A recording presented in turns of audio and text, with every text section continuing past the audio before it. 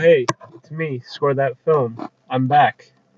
If you can really say you're back if you leave with 13 subscribers.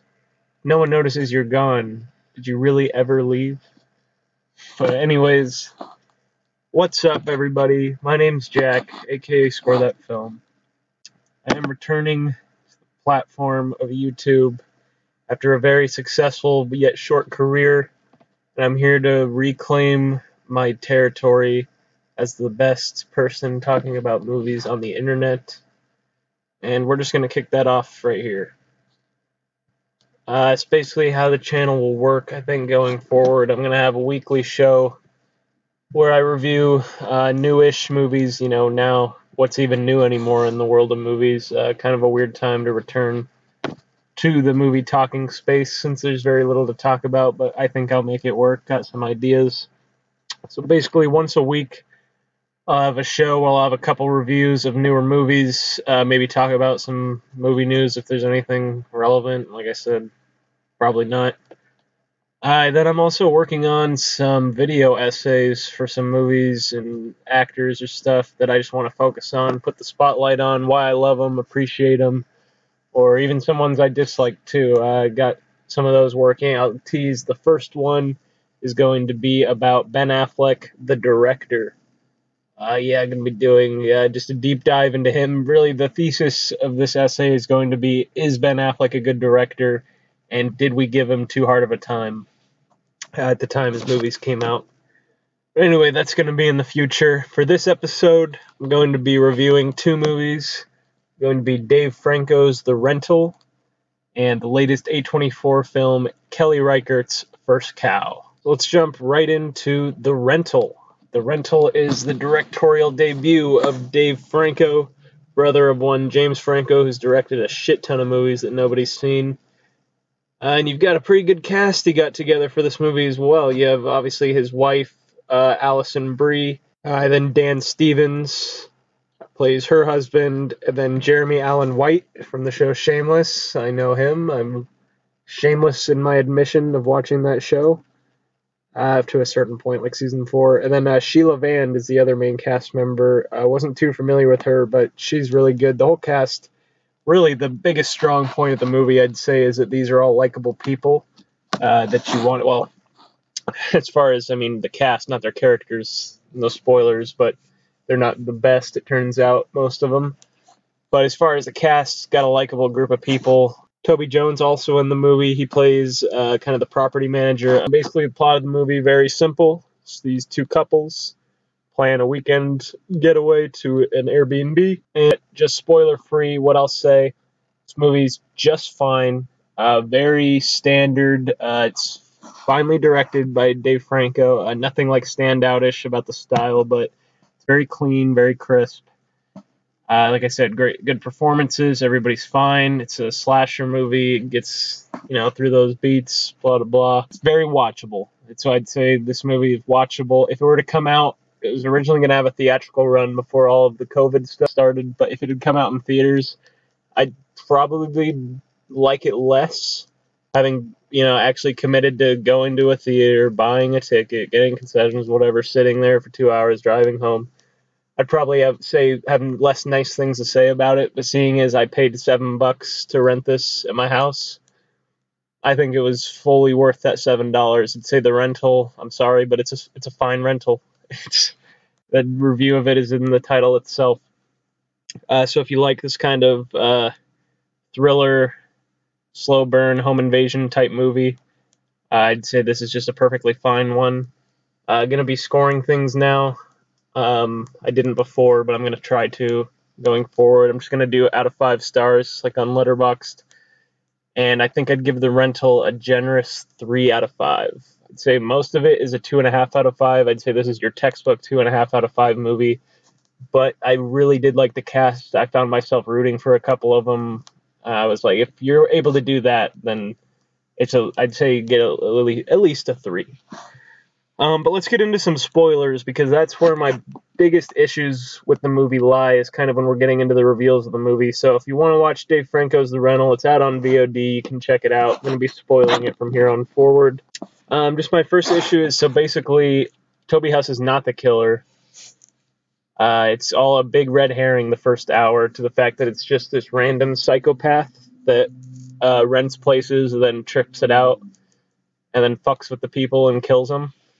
That's basically what's going on. Again, not the most original, but they set up so much, they lean so hard into it being Toby Huss that it's a weird thing where it was predictable, but at the same time, you're like, I know it's not going to be him because you're hammering it home so hard, but you're giving me so much evidence that it is him. Like, what the fuck? Why isn't it him?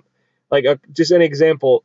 But Dan Stevens and Sheila Vand work together. They're work partners, and there's obvious attraction between them immediately. They really don't hide that at all.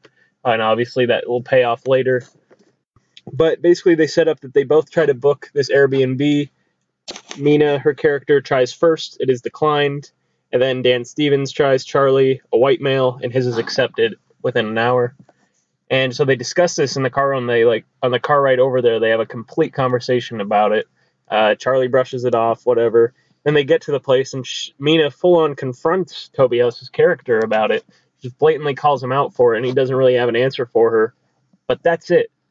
They multiple times in the first act of the movie, they bring this point up, and he didn't do it, so what? Is it just to say that he's a racist? Like, he's not a killer, but he was racist. Like, why did we need that? Are you just trying to be, like, social commentary in the moment, like being smart? Because unless it has anything to do with the story, I just don't see why we had to have 2 scenes dedicated to it. And then this movie just hits a lot of cliches. Basically, it's kind of like a just romantic drama, like a relationship drama at first, with some little hints that something weird's going to happen, or something weird is happening.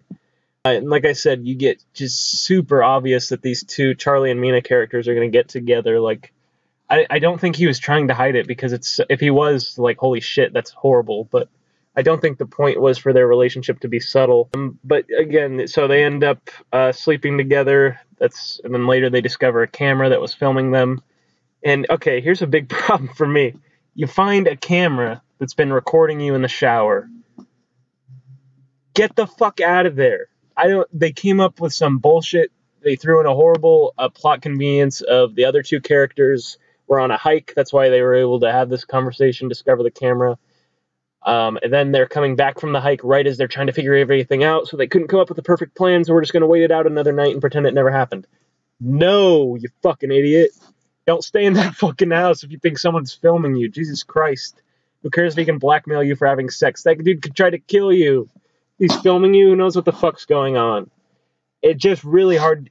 Movies like this, you're supposed to buy into those little plot conveniences, but they came up with such a horrible excuse for why they didn't leave just by having the other 2 characters come home before they could come up with a plan, that I'm like, yeah, because there's not a good reason for why these guys are still here. It's bullshit. Just the end of the movie, I was expecting it to mean something. I don't know. I thought there would just be like some sort of morality or message to it.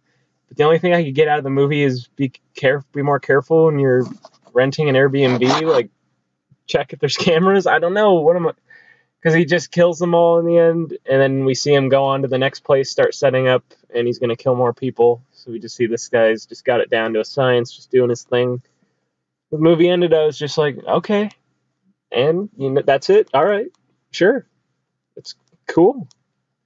There's very little to get out of this movie. It's all surface level. But yeah, that's really all I have to say about it, spoiler-wise.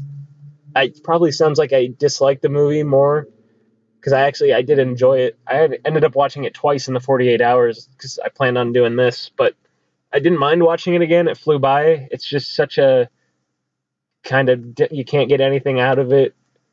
Very few, like the shots, there's no shots that stick out in my mind. There was one really good, almost a good shot that was ruined by a music cue, like happens in a lot of these horror movies. There's a shot where they just gotten rid of the body. They end up killing Toby Huss's character. I'm not going to get into all that.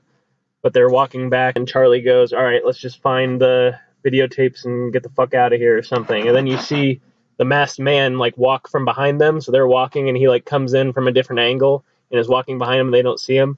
And for some reason, I remembered my first time watching it being, like, silent and just holding that shot. And I was like, that was incredible. I can't wait to see that shot again. But nope, there's a big darn, darn, darn. Jesus Christ, just completely ruined it. Like, that would have been such a cool shot if you just put minimal score and you just like notice him following him. You're like, oh shit, he's there. But no, had to ruin it. Anyways, I'd still, like I said, $7. It's a fine rental. The rental is a fine rental, and I could see Dave Franco having a little career as a director. It can't be as bad as his brothers. What a fucking up and down piece of shit. That's gonna do it for my review of The Rental, and now I'm gonna go to a conversation I had with my buddy Max about First Cow. All right, now I'm joined by my buddy Max to discuss A24's latest release, First Cow. How's it going, Max? Hello. So obviously with everything that's been going on, First Cow was supposed to come out, I think in like April. I had theater picked out I was going to see it in. I was all excited. I was like, this is where I saw Waves. I've seen a few A24 movies. So excited to see First Cow. Then it got delayed. Didn't think I'd see it this year, honestly, because I thought the small movies would kind of take a back seat. Yeah. But lo and behold, it's released on VOD earlier this month. Did you know anything about it, Max, before I told you to watch it? I literally had no idea it existed. I remember you said, First Cow, check it out. It's on my Vudu. I watched it, and I was like, wow, this was fantastic. It's a great movie. Yeah, it is a great movie. It was on my radar. Just A24 is attached to a project, you usually know it's going to be of some sort of quality, at least on a technical level, I think. Yeah. And the director, Kelly Reichardt, I've seen a couple of her other movies, Night Moves, and the movie where it's like two friends. It was both of them filmed in Oregon that I've seen. Old Joy, I think, was really? the other one. She films most of her movies in Oregon, which is where we live. Yeah. So that's cool for us. Yeah, it was cool to see like all the nature that the movie has, because it's supposed to takes place in the colonial times of Oregon and Washington. It was cool to see the Oregon landscape, and like you really believed Jack Wynn. Yeah, it's beautiful, and they got the historic. Nothing about the movie costumes or production design or anything takes you out of that vibe. Mm-hmm. In the cast, I've got John Magaro and Orion Lee play the two leads of the movie. John Magaro plays a guy who goes by Cookie, and he's kind of he's a cook for a group that's making their way settling. And he's kind of like on the outs with the group. Yeah. He's not well liked. He's not a real man's man. No, not a man's man like the rest of them. Yeah, with all these fur trappers and eventually he comes across Orion Lee's character, King Lu, cast out Chinese immigrant trying to make his way to where the business is happening. Exactly. He's like, I'm coming for the money. He knows this is where it's at. Yeah. And they kind of meet up and go their separate ways, but their stories always kind of just come back together throughout the movie. And yeah, like you said, it's a great movie, and I think just a really Kelly Reichardt, all of her movies have the same kind of slow burn, very atmospheric, a lot of long shots, giving you slow pans and everything, really letting you just chew in the scenery. Then at the end of the day, it's about the characters and the relationship, and you really like these two guys. Yeah. You root for them. You really want them to find each other again and get out of it. And so I think, the movie really good in that regard. Yeah, I think it is a beautiful capture of like a platonic friendship or relationship, and like clearly there's a lot of love between the two main characters, but it's never something that's like talked about, just shown, and I think it's done really well.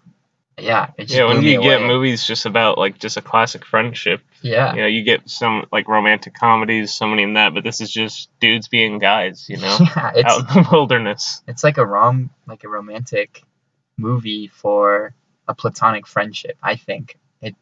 It just shows their love so well. I really think. Also want to mention Toby Jones. I thought he was really good in the movie. He plays the man who owns the titular cow. That plays a major plot point, and I thought his scenes were really good. Really liked the scene at first when he's introduced to them eating the bread, and he thinks he knows the baker who taught the guy how to cook. Yeah, it shows you like what the mentality back then. The people who are like rich and high up think they know everybody. Yeah, that's kind of what I took from that. Chief factor. Yeah. And you're not gonna there's not a lot to spoil plot wise, but don't want to give away anything. But it doesn't have like a convoluted story at all. Very straightforward. There is a cow. There is a cow. Eve the cow does a great job in the movie. Beautiful cow. I clapped when she came on screen. If there was anything better than the relationship between Cookie and Lou. It was the relationship between Cookie and the cow. And it really shows how gentle Cookie is as a character when he's spending time with the cow. Yeah, the movie does a great job of, you don't have really exposition scenes to tell you about the characters, but just through their actions and the conversations they have, you see what type of people they are compared to everyone around them. Yeah. You see they're just better people than everyone else, is very selfish, greedy. Yeah. And these are just actually good people who find each other. Definitely. So I think, noticed on the previous iteration of this channel, it's called Score That Film, but I never scored anything. So I'm going to start giving scores. And I'd do a solid 4 out of 5 for First Cow. Yeah, I give it the same, 4 to 5. I really enjoy it. I highly recommend it. It is available to rent on VOD. So check it out on Jack's Voodoo. Check it out on my Voodoo. Login info in the description. So thanks, Max, for talking about First Cow. Yeah, of course. And that is going to do it for the return episode of the Score That Film podcast. Thank you guys so much for listening. Again, I know I made jokes about this being a big channel. Obviously, it was not. Probably won't ever be. But I just really like talking about movies, and there's really not much else you can be doing right now. So I figured, why not get back into this thing, give it a shot. And I'm really excited about the video essays I'm working on. I hope they turn out well. Hope you guys enjoy them. Again, look forward to that. The Ben Affleck one should be dropping in probably about a week or two. Again, don't want to put deadlines on those, but there will definitely be a show next week. Forward to that. Again, thank you guys so much for listening. See you next time.